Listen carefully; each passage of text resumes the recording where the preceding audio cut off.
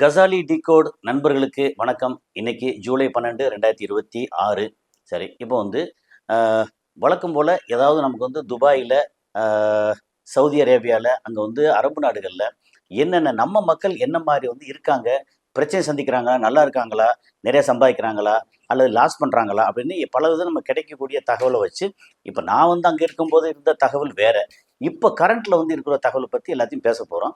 இப்போ ஒரு துபாய் எடுத்தாச்சுன்னா நம்ம கேரளா, தமிழ்நாடு மக்கள் நிறைய கம்பெனிகள் ஆரம்பிச்சிருக்காங்க. நம்ம வந்து எம்எஸ்எம்இன்னு சொல்லுவோம் இல்லையா, அதாவது மைக்ரோ ஸ்மால் மீடியம் என்டர்பிரைசஸ் அப்படின்னு இந்தியாவில் இருக்குது. அதாவது 5 பேரை வச்சு வேலை பார்க்குறது, 10 பேர் வச்சு வேலை பார்க்குறது, 20 பேர் வச்சு வேலை பார்க்குறது, அப்புறம் மைக்ரோ மீடியம் அப்படிங்கிற மாதிரி அங்கே துபாயில் எடுத்தாச்சுன்னா சின்ன சின்ன கம்பெனிகள் வந்து நம்ம ஊர் ஆட்கள் நிறைய வந்து சொந்த கம்பெனி ஆரம்பித்து பண்ணுறாங்க.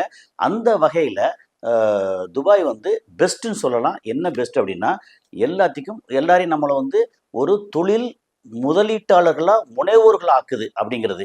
வெறுமனே போகிற வேலை பார்க்குறோம் வர்றோம் அப்படின்னு இல்லாமல் நம்ம வந்து 10 பேரை வச்சு நம்ம அங்கே கம்பெனி நடத்தலாம் அப்படிங்கிற மாதிரி அங்கே நடக்குது. சரி, அது சம்மந்தப்பட்டு ஒரு என்ன சொல்கிறது, ஒரு நெகட்டிவான ஒரு விஷயம்.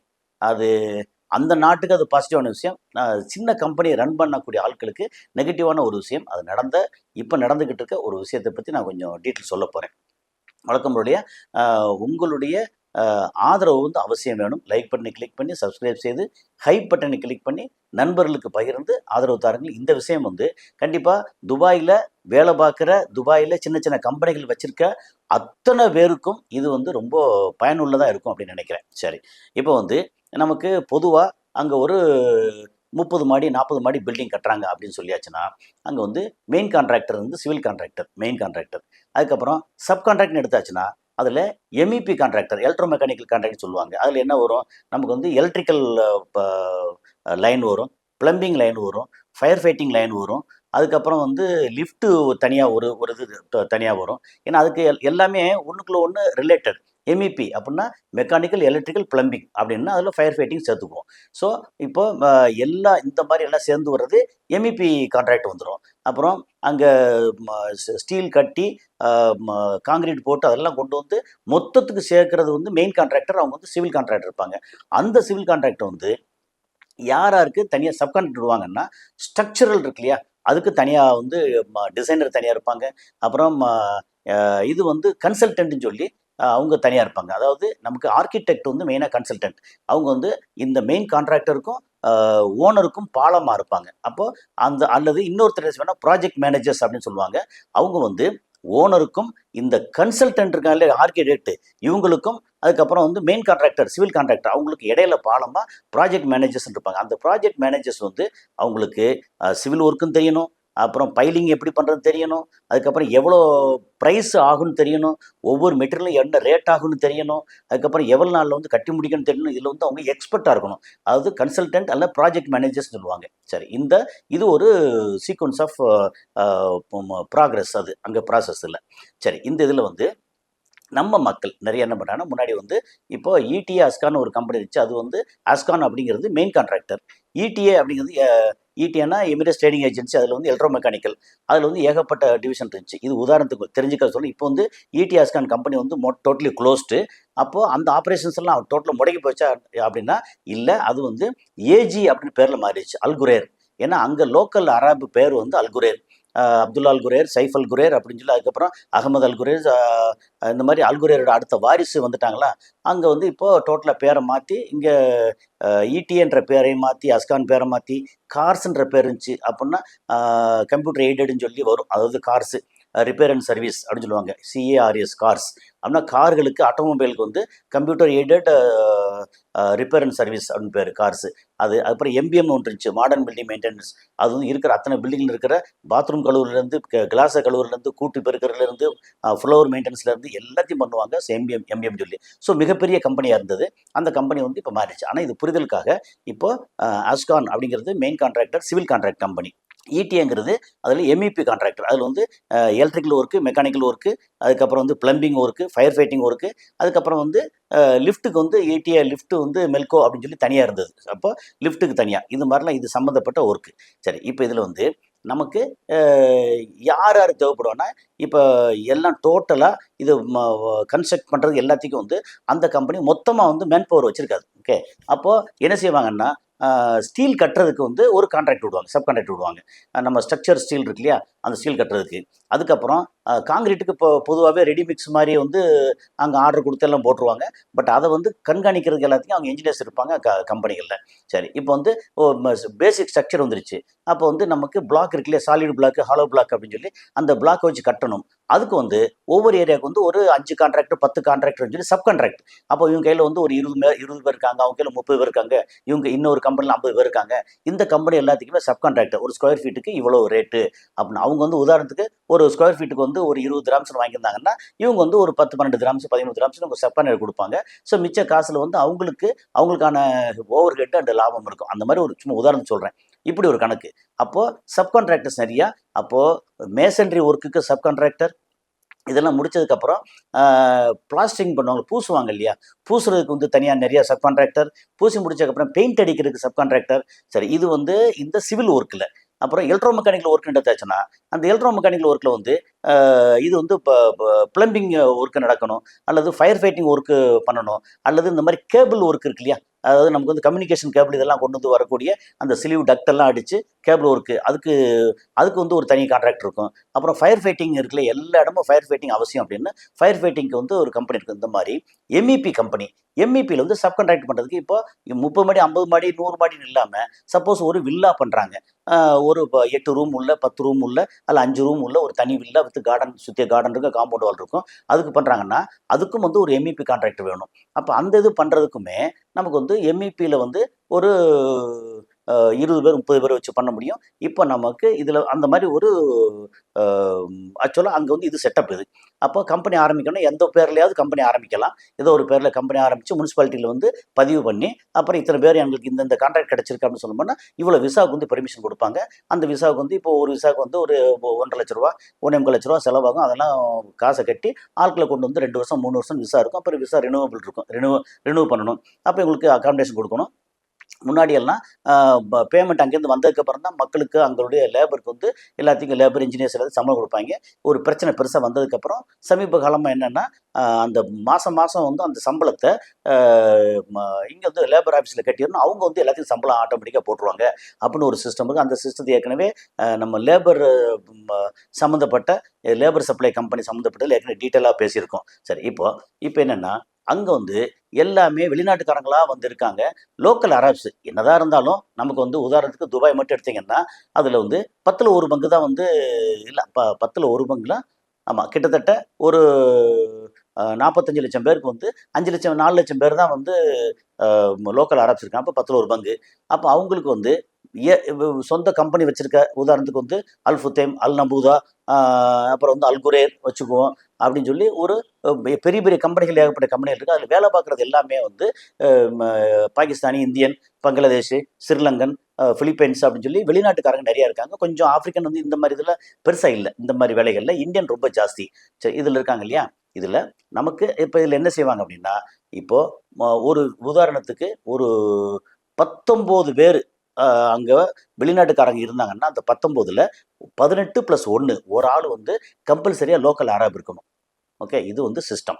ஓகே, அந்த லோக்கல் அரபுக்கு முன்னாடி வந்து 4000 திராம் வந்து சம்பளம் கொடுக்கணும். வேலை என்ன வேணாலும் நீங்கள் கொடுங்க, அதுக்கப்புறம் கரெக்டாக அவங்களுக்கு ட்ரைனிங் கொடுக்கணும். ஏன்னா இந்த லோக்கல் மக்கள் வந்து சோம்பேறியா, ஒன்றுமே இல்லாமல், வேலை இல்லாமல், வெளிநாட்டுக்காரங்களா வேலை பார்க்குறாங்க, காசை பூரா வந்து இங்கே எடுத்து கொண்டு போய் ஊருக்கு அனுப்புகிறாங்க அப்படின்னு இல்லாமல் அவங்க என்ன செய்கிறாங்கன்னா, லோக்கல் அரப்ஸும் வந்து இந்த மாதிரி டெக்னிக்கலாகவும் நிறையா தெரிஞ்சுக்கணும். ஏன்னா வெளிநாட்டுக்கு அனுப்பிச்சு படிக்க வைக்கிறேன், எல்லாம் பண்ணுறாங்க.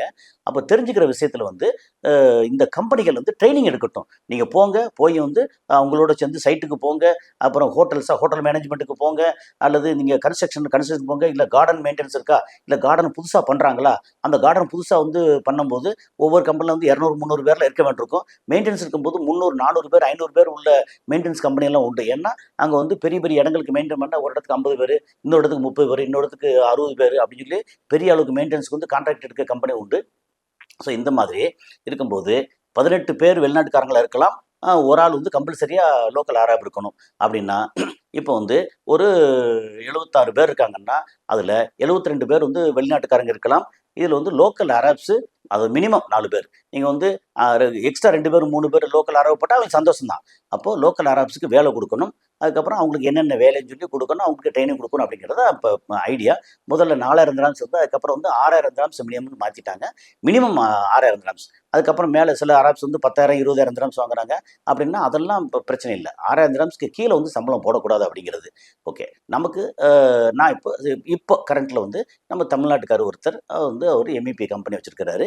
அவரு வந்து அ ஒரு கிட்டத்தட்ட ஒரு 80 பேர் பக்கம், ஒரு 75 பேர், 75, 76 பேர் வந்து கணக்குல அவர் கம்பெனில இருக்கு.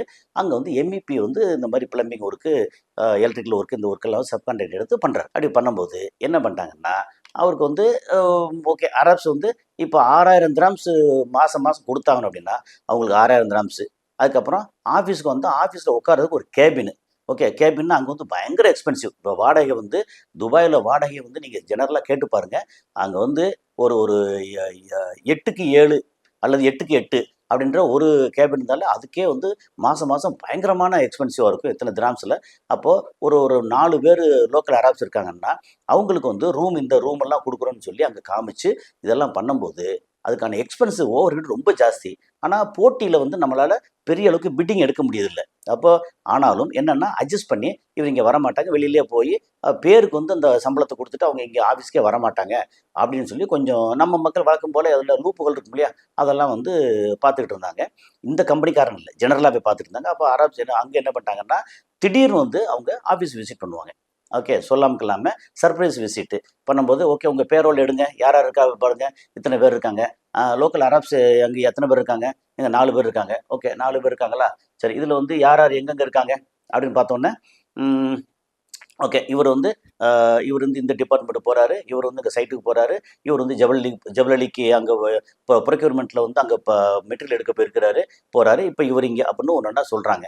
ஆனா, இப்ப என்ன பண்றாங்கன்னா, அது எப்படி நம்புறது? அப்படின்னா, இவங்க வந்து அதுக்கு ஒரு டெக்னிக் வச்சு என்ன பண்றாங்கன்னா, டெய்லி வந்து முதல் நாள் நைட்டு இல்ல காலையில WhatsApp message. Okay mister Rashid, ah today your work is you are going to Jebel Ali and collecting all the materials and get all the details அப்படின்னு சொல்லி வாட்ஸ்அப்பில் போட்டாங்க. Okay mister Saeed, you are going to labour office and then arrange for all this renewal this and all அப்படின்னு அவருக்கு வந்து message போட்டுருது. ஆனால் அவங்க வந்து ஒரிஜினலாக வந்து அங்கே போயிருக்க மாட்டாங்க. அவங்க கூட எங்கேயாவது இருப்பாங்க. அப்போ பேருக்கு யாராவது சடனாக வந்து ஒரு ஆஃபீஸர் வந்து பார்க்குறாருன்னா பார்க்குறாரு, ஓ இந்த வேலை பார்க்குறாங்களா அப்படின்னு சொல்லி அவங்க வந்து பார்த்துட்டு போயிடுவாங்க. அப்புறம் அதுக்கப்புறம் என்ன பண்ணிட்டாங்கன்னா, திடீர்னு வந்து ஓகே இப்படியும் பொய் சொல்லுவாங்களே அப்படின்னு சொல்லிட்டு என்ன பண்ணுறது, அந்த அவங்க சம்மந்தப்பட்ட ஆட்களோட நம்பர் இருக்கு இல்லையா, நம்பரை வாங்க நான் கூப்பிட்றேன் அப்படின்னா, mister Rasheed where are you, ஷூ அதா கித கம் அதா அப்படின்னு சொல்லிட்டு அங்கே கேட்ட உடனே அவங்க வந்து அரபிக்கில் மாறி மாறி நான் வந்து இங்கே ஜபலி வந்திருக்கேன். ஏன்னா அவங்களுக்கு வந்து வாட்ஸ்அப் மெசேஜ் இருக்குது, அதுக்கேற்ற மாதிரி அங்கே இருக்காங்க அப்படின்னு. இதில் வந்து திடீர்னு நம்ம ஆள் வந்து மாட்டிக்கிட்டார். என்ன மாட்டிக்கிட்டாருன்னா, அவருக்கு வந்து 6000 திரம் அவர் வந்து மாசம் மாசம் சம்பளம் குடுக்கணும். ஆனா, இதுல வந்து சில லூப்புகள் பண்ணுவாங்கல்ல. ஒரு பாவப்பட்ட சில அரப்ஸ்லாம் இருப்பாங்க இல்லையா? அவங்க வந்து ஓகே ஒரு 2500, 3000 திரஹாம்க்குள்ள சம்பளம் வாங்கிக்கிறேன். நான் பேருக்கு அங்க இருக்கேன். பேரோல்ல நான் இருக்கேன். எனக்கு சம்பளம் குடுத்துருங்க. நான் வந்து அப்படியே ஜாலியா போயிட்டு வந்துட்டு, ஏதாவது ஃபோன்ல வந்து கூப்பிட்டு கேட்டா, நான் வந்து ஆமா இங்க இருக்கேன் அப்படின்னு சொல்லி டெய்லி வந்து ஃபோன் மெசேஜ பார்த்துட்டு, அதுக்கேத்த மாரி நான் பதில் சொல்லிக்கிறேன் அப்படின்னு இருக்காங்க. இத அரேஞ்ச் பண்றது ஒரு டீமு. அந்த அரேஞ்ச்மென்ட் டீம்க்கு என்ன பண்ணுவாங்கன்னா, 2500 திரஹாம் வந்து லோக்கல் அரபி குடுத்துருவாங்க. 500 திரஹாம் அவங்க மாசம் மாசம் எடுத்துக்குவாங்க. அந்த டீம் அரேஞ்ச் பண்ணாங்கல்ல, அவங்க வந்து ஒரு ஒரு 20 பேர இப்படி அரேஞ்ச் பண்ணியிருந்தாங்கன்னா, 10,000 திரஹாம் வந்து மாசம் மாசம் 10,000 திரஹாம் ரூ. 2,00,000 மாசம் மாசம் அவங்களுக்கு கிடைச்சிருது. அப்போ அவங்களுக்கான கான்ட்ராக்ட் அந்த கான்ட்ராக்ட பணமாக்குறாங்க. அதாவது கவர்மெண்ட் வந்து ஒரு ஐடியா பண்ணி நல்ல சிஸ்டத்துக்கு பண்ணுது. ஆனா, அத மிஸ்யூஸ் பண்றதுக்கும் ஒரு ஒரு கூட்டம் இருக்கு. அ இதுல வந்து ரொம்ப முக்கியமா இந்த மாரி அரேஞ்ச் பண்றது எந்த மாநிலத்துக்காரங்கன்னா, நீங்க வந்து யூக்ரேசர் தான். நமக்கு வந்து தமிழ்நாட்டு பக்கத்து மாநிலம் தான். இது வந்து இந்த மாரி விஷயங்கள் அரேஞ்ச் பண்ணி எல்லாம் பண்றது இந்த மாரி விஷயங்கள் தான். இந்த மாரி மக்கள். ஓகே. இப்ப என்ன பண்ணிட்டாங்கன்னா, இவர் வந்து டெய்லி வந்து WhatsAppல மெசேஜ் வந்துருமா? அப்ப அவர் வந்து என்ன பண்ணிட்டாருன்னா, இங்க வந்து லேபர் ஆஃபீஸ்க்கு போயிருக்காரு அப்படின்னு சொல்லி வந்திருக்கு. இப்போ அவருக்கு வந்து ஃபோன் பண்ண உடனே, அவர் வந்து ஓகே நீ எங்க இருக்க? அப்படின்னா, நான் ஃபிஜிரால இருக்கேன். என்ன பண்றீங்க? நான் வந்து ஹாஸ்பிட்டலுக்கு வந்தேன். ஆனா இங்க வந்து ஒர்க் பண்ணியிருக்காங்க. இன்னைக்கு வந்து பேரோல்ல அவங்களுடைய இதுல வந்து ஒர்க் பண்ணிட்டு இருக்காங்க. லேபர் ஆஃபீஸ் போயிருக்காருன்னு வந்திருக்கு துபாய்ல. ஆனால் அவர் யார் அப்படின்னா துபாய்க்கார் இல்லை, அவர் வந்து ஃபுஜேரா நேஷன், அந்த எமிரேட்ஸ் இருக்கு இல்லையா, ஃபுஜேரா எமிரேட்ஸ். ஆனால் அதுக்காக நீங்கள் வந்து அபுதாபிக்கார் துபாயில் இருக்கலாம், துபாய்க்கார் வந்து ஷார்ஜாவில் இருக்கலாம், ஷார்ஜாக்கார் வந்து ராசல் கேமாவில் இருக்கலாம், எங்கே வேணாலும் இருக்கலாம். ஆனால் துபாய் அங்கே லோக்கல் அரப்ஸ் தான். அங்கே துபாய் லோக்கல் அரபுக்கு ஏதாவது வந்து வேலை கொடுத்துருந்தா ஒரு வேலை இதை சொல்லி சமாளிக்கிறதுக்கு வாய்ப்பு இருக்கும். அவர் வந்து கிளம்பி வரணும் அப்படின்னா ஃபுஜேராலேருந்து நான் எப்படி கிளம்பி வர முடியும்? ஃபுஜேராவுக்கும் இதுக்கும் வந்து கிட்டத்தட்ட வந்து ஒரு 150 கிலோமீட்டர் தாண்டி. அப்போ எப்படி வர முடியும்? இப்போ ஒன்றே வர முடியாது, நான் இங்கே இருக்கேன், அப்போ நேற்று எங்கே போனீங்க, அங்கே எங்கே போனீங்க கேட்டால் அதுக்கு வந்து அவர் உளறாரு, எல்லாம் பண்ணுறாரு. அப்போ நீங்கள் வந்து எல்லாம் இப்போ பிரச்சனை பண்ணுறீங்களான்னு சொல்லிட்டு அப்படி வந்தாச்சுன்னா என்ன நடக்கும்னா, நீங்கள் வந்து அந்த லோக்கல் அரப் இங்கே வந்து அவர் சப்போஸ் அவர் வேலைக்கு போகலை, ஒருவேளை ஆஃபீஸில் இருந்து இந்த மாதிரி நீங்கள் வந்து லேபர் ஆஃபீஸுக்கு போகிறீங்கன்ட்டு அவர் வாட்டுக்கு எங்கேயோ போயிட்டாருன்னு வச்சுக்கிட்டிங்கன்னா, அந்த துபாய் கவர்மெண்ட்டில் இருக்கிற ஆஃபீஸர் என்ன செய்கிறாங்கன்னா, அங்கே லோக்கல் அரபு தப்பு பண்ணாலும் இந்த ஓனர் தான் பெனால்ட்டி கட்டணும். ஓகே, ஓனர் தப்பு பண்ணாலும் ஓனர் தான் கட்டணும். அங்கே இருக்கிற எம்ப்ளாயி லோக்கல் அரபு தப்பு பண்ணாலும் ஓனர் தான் பெனால்ட்டி கட்டணும். ஏன்னா லோக்கல் அரபை வந்து அவங்க தண்டிக்க முடியாது. ரொம்ப தண்டிச்சாங்கன்னா அவங்க வந்து பொங்கி எழுந்து போராட்டம் பண்ணிடுவாங்க. அதனால அவங்கள வந்து சௌரியமாக வச்சுக்கிட்டு என்ன தப்பு பண்ணாலும் இங்கே இருக்கிற எக்ஸ்பேட்ரியாட், அதாவது வெளிநாட்டு முதலாளி தான் வந்து காசை இது பெனால்ட்டி கட்டணும். அது என்ன பெனால்ட்டின்னா, நீங்கள் வந்து இம்மிடியேட்டாக அவரை வந்து கொண்டு வந்து எல்லாம் கிளியர் பண்ணுங்கள். அப்புறம் கரெக்டாக அவருக்கு வந்து எங்கள் ரூம் காமிங்க, ஆஃபீஸில் ரூம் காமிங்க, ஆஃபீஸில் ரூம் இல்லாமல் போட்டு போய் சொல்கிறீங்களா அப்படின்னு வாரத்துக்கு 5000 திராம்ஸ் பெனால்ட்டி. 10 வாரம் ஆச்சுன்னா 50,000 திராம்ஸ் பெனால்ட்டி. 50,000 திராம்ஸ் வந்து அங்கே சம்பாதிக்கணும் அப்படின்னு சொல்லியாச்சுன்னா அவங்க வந்து கிட்டத்தட்ட 5 லட்சம் திராம்ஸ்க்கு வந்து ப்ராஜெக்ட் எடுத்து கம்ப்ளீட் பண்ணி பேமெண்ட்டை ஃபுல்லாக வாங்கியிருக்கணும். ஏன் ஃபுல்லாக வாங்கியிருக்குன்னு சொல்கிறேன்னா, துபாய் மாதிரி உலகத்திலேயே ஒரு கேடுகட்ட மோசமான பேமெண்ட் டேர்ம்ஸ் வந்து எங்கேயும் கிடையாது. நீங்கள் வந்து 70%, 75%, 80% வரைக்கும் பேமெண்ட் வாங்கிடலாம். கடைசி 20% பேமெண்ட் வாங்குறதுக்குள்ள தலையால் தண்ணி குடிக்கணும். நமக்கு கிடைக்கக்கூடிய லாபமே 10% இருக்கும். ஆனால் 20% அங்கே நிற்கும். கடைசியில் வந்து இந்த இழுத்து பிடிச்சி பாடாப்பட்டு 95% வாங்கிடுங்க, 5% போயிடும். அப்போ வெறும் 5% லாபம் அப்படி கணக்கு பண்ணிங்கன்னா உங்களுக்கு 10 லட்சம் திராம்ஸ்க்கு வந்து ஒரு ப்ராஜெக்ட் பண்ணி முடிச்சா தான் உங்களுக்கு வந்து இந்த பெனால்ட்டி 50,000 திராம்ஸ் முடியும். அப்போ என்னாச்சுன்னா இவங்களுக்கு கிட்டத்தட்ட 75,000 திராம்ஸ் பெனால்ட்டி. இந்த 75,000 திராம்ஸ்க்கு வந்து 1.5 மில்லியனுக்கு ப்ராஜெக்ட் பண்ணணும். 1.5 மில்லியன் 15 லட்சம் திராம்ஸ்க்கு வந்து ப்ராஜெக்ட் பண்ணணும். இப்போ என்ன பண்ணுறோம், அப்படியே முழிக்கிறாரு. அவங்க வந்து ஒத்துக்க மாட்டாங்க. சரி, அவர் வந்து பேசினா கூட ஒத்துக்க மாட்டாங்க. நோ, நீங்கள் தப்பு பண்ணிட்டீங்க அப்படின்னு சொல்லி பெனால்ட்டி ஏற்றிக்கிட்டே இருக்கு. அப்போ இதுக்கு வேற என்ன வழி அப்படின்னா, இங்கே வந்து நீங்கள் அந்த 18 பேரையும் வந்து விசா கேன்சல் பண்ணுங்க அப்படின்னு சொல்லி சொல்கிறாங்க. அப்போ விசா திடீர்னு கேன்சல் பண்ணிட்டா, நான் பண்ணிட்டு இருக்க ப்ராஜெக்ட் எனக்கு அங்கேருந்து பணம் வராது, நான் ப்ராஜெக்ட் பண்ண முடியாது அப்படின்னா அது எங்கள் பாடு இல்லை, எங்கள் பிரச்சனை இல்லை. அப்படி அவர் நீங்கள் ஃபுஜராக்கார் அங்கே போட்டீங்க, அவர் வந்து இங்கே வந்து சேரலை, அங்கே நீங்கள் கரெக்டாக வந்து பண்ணலை அப்படின்னு சொல்லிட்டு அங்கே வந்து பெரிய சிக்கல். அப்போ இந்த சிக்கல் இது வந்து எம்இபி கம்பெனியில் ஒரு கம்பெனி இல்லை, ஏகப்பட்ட கம்பெனியில், கன்ஸ்ட்ரக்ஷன் கம்பெனி, கார்டன் கம்பெனி, அப்புறம் பெயிண்டிங் கம்பெனி, எல்லா வகையான கம்பெனி நம்ம ஆட்கள் வந்து சின்ன சின்ன கம்பெனியாக ஆயிரக்கணக்கான கம்பெனிகள் இருக்குது. எனக்கு தெரியும் நிறைய கம்பெனிகள் இருக்குது. அவ்வளோ கம்பெனிலையும் இந்த மாதிரி ஒரு இதை பண்ணி இப்போ ஒருவேளை இப்போ லோக்கல் அரபுக்கு வந்து இவங்க இன்ஸ்ட்ரக்ஷன் கொடுத்து அங்கே போன்னு சொல்கிறாங்க, அது ஒழுங்காக போகலை அப்படின்னா தண்டனை யாரு கொடுக்கணும்? அந்த லோக்கல் அரபு கொடுக்கணும்ல? அது கிடையாது, கொடுக்க மாட்டாங்க. நீ வந்து பார்த்துக்கோ, அவர் போகலை கரெக்டாக இல்லை அப்படின்னா நீ தான் பொறுப்பு அப்படின்னா அப்போ இந்த ஓனர் என்ன செய்வாங்க? அப்போ வெளிநாட்டில் போய், அதுவும் துபாயில் போய் கஷ்டப்பட்டு சம்பாதிச்சு இங்கே வந்து இருக்கிற இடத்த அடகு வச்சோ, இங்கே வந்து பேங்க்கில் வாங்கியோ, இல்லை கையில் இருந்த ஒரு 10 வருஷம் சம்பாதித்து இங்கே வந்து போட்டு வச்சிருப்போம், இந்த காசையோ இல்லை அங்கே போட்டு வச்ச காசையோ எடுத்து ஒரு 5 லட்சம் திராம்ஸ் வந்து முதலீடு பண்ணி நம்ம ஆட்களை வச்சு கம்பெனியை ஆரம்பித்து இதெல்லாம் ப்ராஜெக்ட் பண்ணிட்டு இருந்தா படுத்துறது இருக்கு இல்லையா? துபாய் மாதிரி எக்ஸ்பேட்ரியாட்டு இன்வெஸ்டர்ஸை மோசம் பண்ணுற நாடு வேறு எங்கேயுமே எதுவுமே இல்லை. இது வந்து எப்படின்னா லோக்கல் அரப்ஸ்க்கு வந்து சான்ஸ் கொடு, ரைட், ஓகே கொடுக்குறோம், ஆனால் அவன் ஒழுங்காக இருக்கணும்ல, ஒழுங்காக இருக்காதுன்னு சான்ஸ் கொடு, அவன் தப்பு பண்ணால் நீ தான் வந்து பெனால்ட்டி கட்டணும்னா அது என்ன வகை நியாயம்? இந்த நியாயம் இல்லாமல் நடந்துக்கிறது துபாய் வந்து நடந்துக்கிறது அப்படிங்க இப்போ கரண்ட்டில் நடந்துக்கிட்டு இருக்கு.